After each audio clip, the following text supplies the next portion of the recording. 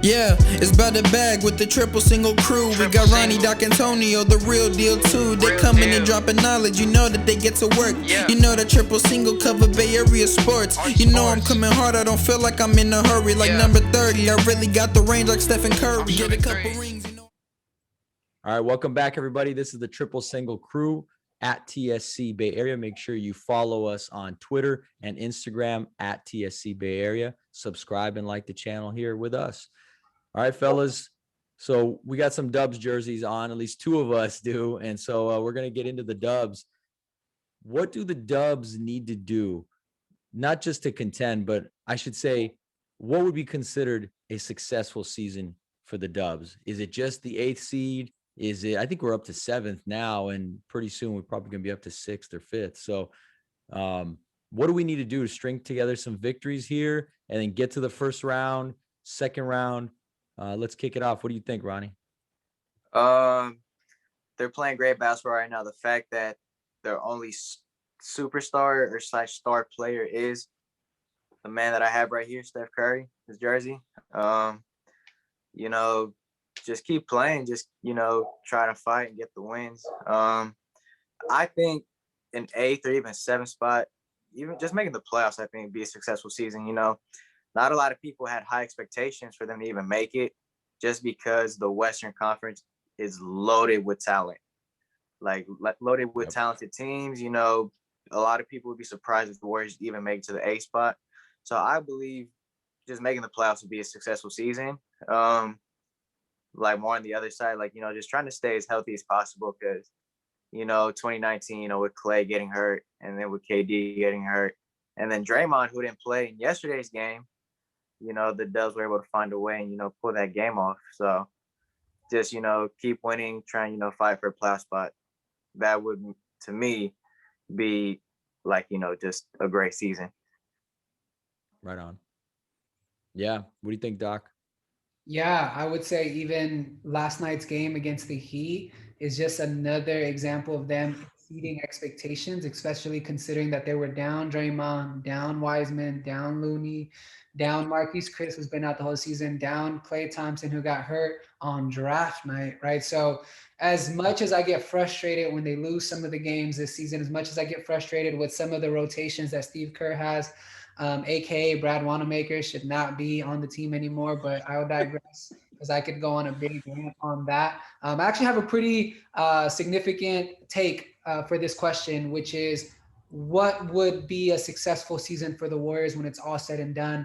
And I would say that for me, a successful season doesn't necessarily need to include a playoff run. Now, do not get me wrong. Of course, I want to see the Warriors have a great season and for them to continue winning. I think right now, if they were in the Eastern Conference, they'd probably be the 5th or 4th seed. That's how great they're actually playing when you look at the whole landscape of the NBA. It just so happens that, you know, the Western is just full of a bunch of juggernaut teams like the Lakers, the Clippers, the Nuggets, the Jazz, who are up there with the top of the teams, and they're healthy. The Blazers. And the Blazers, right, who are putting it together. Phoenix. And Phoenix, right, although they just had a tough ending against the Nets, you know, that's another up and coming team with Chris Paul. But going back to the Warriors, of course, I want to see them in the playoffs as an 8th seed. But I share my perspective of that not necessarily needing to be successful, because I know that there's a lot of Dub fans out there that believe it's playoff or bust. Whereas I think with the way the season is going and having the realization that it's not going to end up with another banner saying 2021 NBA champions, that there are other key factors that I would say lead to a successful season. Factor number 1 for me would be for them to stay healthy. I think that is the biggest thing for that the Warriors can do this season. I know during the Brooklyn Nets game, a lot of Dub fans, including myself, held our breath when Draymond Green went down after contesting that Kevin Durant shot. I'm sure many people were saying, oh no, here we go again. So to me, making sure that everyone stays healthy so that we can actually be at what we hope is full strength for next season, that would be the biggest accomplishment. My second biggest factor would be the development of our team chemistry and our younger players. When I say team chemistry, I mean guys like Wiggins and Oubre continuing to learn the offensive system. Although I'm not always a fan of it, clearly Kerr is not going to deter from his kind of motion offense, ball movement, cutting, spacing the floor. But you need shooters for that, and you need guys with high IQ for it to be fully running. And so my hope is that Oubre and Wiggins can continue to develop the understanding of the offense, and that their IQ can improve with that understanding, and just really learning the strengths of the system and how they can be most productive with it. When I think about the development of the young players, I think about Nico Mannion. I think about James Wiseman. I think about Juan Toscano Anderson, Oakland native. Shout out to JTA. Even though I know he's a bit on the older end age-wise as it pertains to the NBA, he's still a young player. Smiley G, right, who had a great game yesterday in the G League, struggled today, but who has a lot of potential. And then we have that young prospect out in Australia, the real deal. Can you do me the favor of Justinian Jessup? There you go. Of pronouncing that name that I don't know if I ever will until he ends up on our squad officially. Because if we can have those guys be ready by next season to produce off the bench and help Eric Pascal, a Damon Lee, and who knows, even a Mark Mulder sticks around, we're going to be that much more dangerous. And my last two takes, the last thing that we need it to happen for this to be an extremely successful season, regardless of whether we make the playoffs or not, is for us to get that Minnesota first round pick. Currently, Minnesota has the worst record in the NBA, which leads to them, I believe, only having a 40% chance of keeping their pick because of the way that everything was restructured with the ping pongs. And I believe if they end up with a top 3 worst record, I think it actually gives us a 60% chance of getting the pick if it lands in the 4th or 10th pick range. I'm not 100% sure on those percentages, but I know it's pretty close. And going back to this factor, if the Warriors are able to add another young dynamic piece to the chorus of Steph, Wardell Curry, Klay Thompson, Draymond Green, a further developed James Wiseman, we will be set not only for the next year for a championship, but potentially the next 5 to 10 years. Last thing, some of the young guys that I'm thinking about include Jalen Suggs out of Gonzaga, who is dynamic, passing the ball, driving, and he has a decent shot. You got Jalen Green, who played his high school basketball out here in California. I want to say it was in Napa, if I'm not mistaken. And then you have Prolific Prep. There you go. And then you have Kuminga, who Jalen Green and Kuminga are both playing in the G League Ignite. And so if we can get one of those young guys to add to our roster, I'm saying this, if we can get one of those guys, we will have the most successful season of any other team aside from the one that wins the NBA championship. Oh man, that's the hot take. I can't disagree with any of that.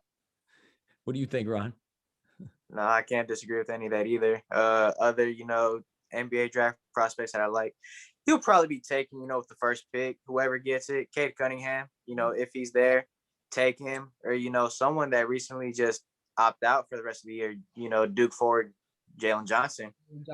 That's another guy that comes up. Evan that's who I was just going to say. Another big wouldn't hurt. Isaiah Todd, even though he probably won't be that high, but, another big that I actually like, prospects that I've actually watched since, they're in high school, it's crazy. So, I don't disagree with any of that. I totally agree with it. Yeah. Man. I'm glad you guys are doing the real deal. What's your take, man? I know I just gave like a 5-6 minute take. Yeah. Let's hear it. Well, no, I was just gonna say, I'm glad you guys are doing that deep dive on the college scouting, because I'm much better with football than I am with college basketball. I'll be honest. I do start scouting a little bit towards when we're getting to NBA draft time, but hey, I'm going to start taking a look at these names that you guys are telling me, because for sure, I mean, it's going to be a lottery pick. So regardless of whether it falls, like you said, between 4 and 10, that's a lottery pick, another top 10 pick. James Wiseman to me was the right pick. So I keep hearing this stuff on the radio and sometimes on social media about, was that the right pick with the way that Ball is playing out in Charlotte? And I'm thinking, or the way that, or not because of Anthony Edwards, but clearly that was a better value pick. I still think he's a talented guy, but we needed Wiseman. I mean, we need a big, you need a big that can handle the ball. You need a shot blocker, handle himself down low, skilled. very skilled guy. I mean, a lot of people talked about him like he was David Robinson, but I saw actually a little bit more of Elijah in his game. Not to say he was there, right? I mean, that's a Hall of Famer, one of the greatest like Robinson, but much better scorer. But I'm just saying in terms of he could step out, take a jump shot. He could take you off the dribble.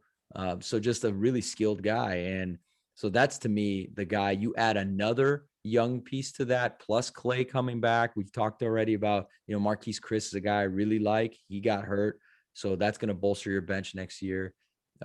Continued development. Juan Toscano Anderson playing the 5 this year at 6'6". That's just insane. But yeah, that game last night to me is just the whole culmination of who the Warriors are. The Warriors just have heart.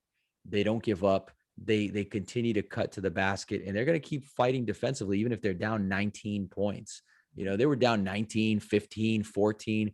I didn't think they were going to come back in that game, but if you keep defending and you keep cutting to the basket and moving, eventually Steph will catch fire. And honestly, the thing that nobody talked about last night was finally Oubre and Wiggins had a good game on the same night. They both had 20. Yep. They both had 23 points, if I'm not mistaken, and they both shot it really well from 3. So you do that and they rebounded as well. And, and they had to, because we had no center, right? I mean, Draymond was out. You really didn't have a center. So, it was incredible. I think we only got out rebounded, honestly, by something like 5 rebounds or something like that. They didn't out rebound us by that much, and, Jimmy Butler had only 15 points. I know he had a triple double, but he needs to score. I mean, you hold him to 15 points. I don't care if he gets 15 assists.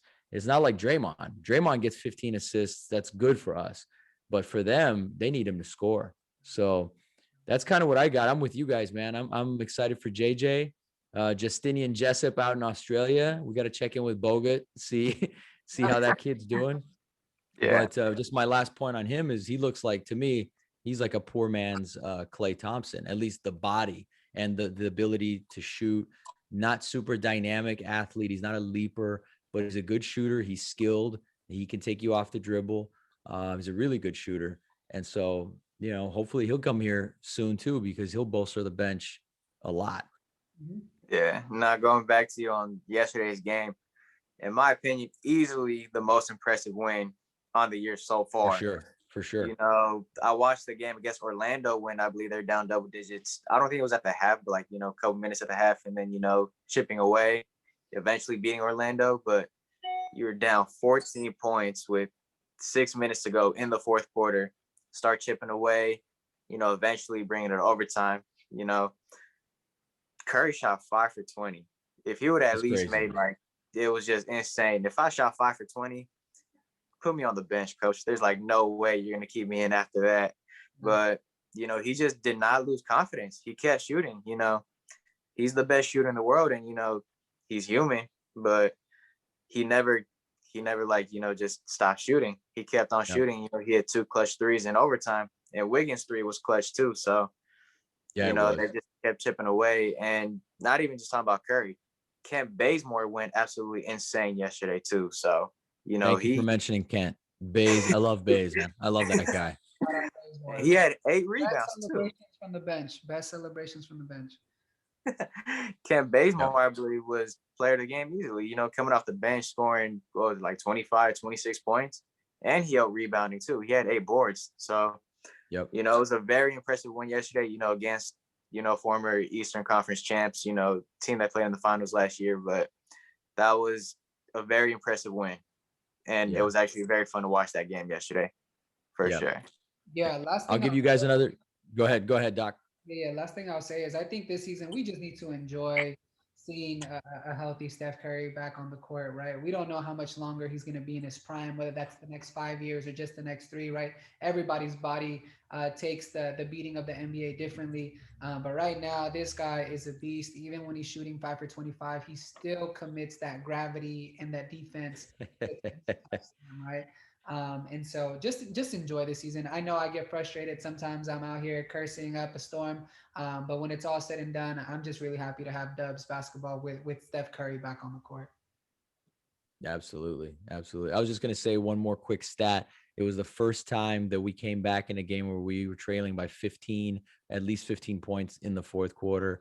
And I thought that was a crazy stat considering we had KD here. We had, the 73 win team. None of them came back until last night from 15 or more in the fourth. So there you go, fellas. And like you said, Doc, it's great to see Steph out on the court. So we'll just leave it at that. It was a great point. All-star starter. All-star starter. All-star. 7th, right? You know what the deal is.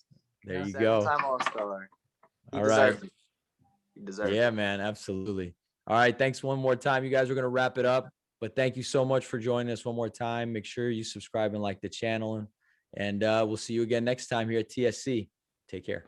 Y'all take care. Peace. Shout out Battle Bags. Thank you for the intro, brother. We appreciate you. We love you. And you're just as much as part of this podcast as the three of us. So shout out. Just wanted to give him a shout out for that intro that I know the three of us really loved. But all right, y'all, signing out. Yeah, it's about the bag with the triple single crew. We got Ronnie, Doc, Antonio, the real deal too. They coming and dropping knowledge. You know that they get to